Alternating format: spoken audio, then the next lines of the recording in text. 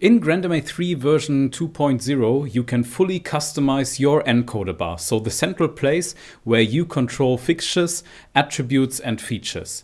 Therefore, we will introduce an encoder bar pool.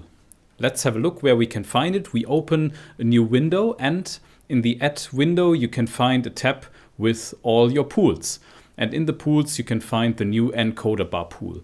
That means you can create multiple encoder bars to your personal needs.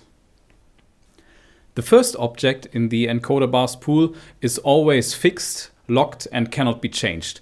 So you have always a fallback to go back to the default settings with the default arrangement of the encoder bar.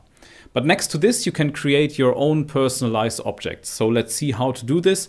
We edit one of the free objects and you can see that you can create a new encoder bank. So the encoder bank where you normally select the feature groups like dimmer, position, gobo, color. And in the tree structure below, you can find several encoder pages you can create, which are for the features, like here for the dimmer or for pan and tilt. In the color feature group, you have sometimes RGB and the color wheel. So all the different feature groups live on the different encoder pages.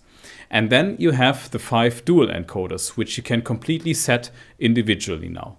So let's do this. Maybe we want to create an encoder bar which is responsible for our moving lights. So we call the encoder bank moving lights.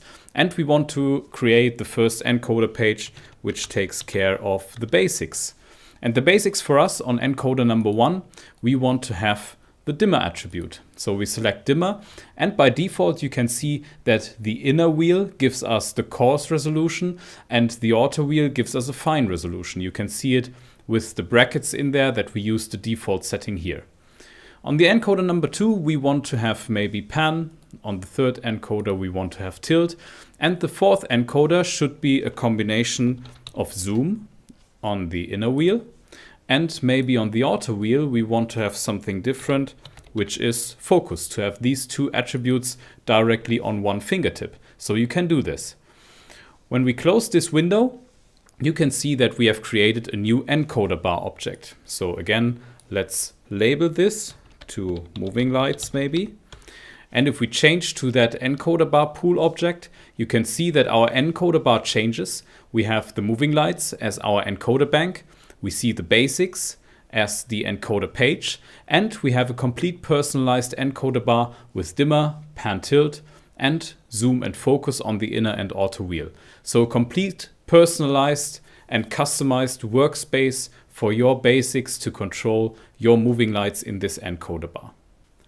Let's also have a closer look at this moving lights encoder bar, because what we can see are two nice additions here. We have the special dialog tab. So once you select your encoder bank, like pressing on moving lights, you can select what should happen with the special dialogs. So should it change to the color special dialog or to the shapers? So especially once you create an encoder bar which is responsible for your color control, maybe the color special dialog makes sense.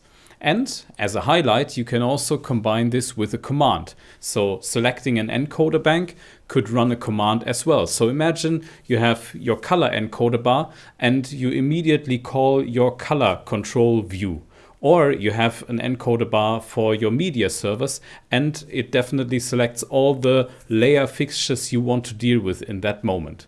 So you can directly connect a command together with selecting the encoder bank. This is a nice addition to this whole encoder bar workflow. So check it out, have a look at the encoder bar pool and have much fun to create your own personalized encoder bars.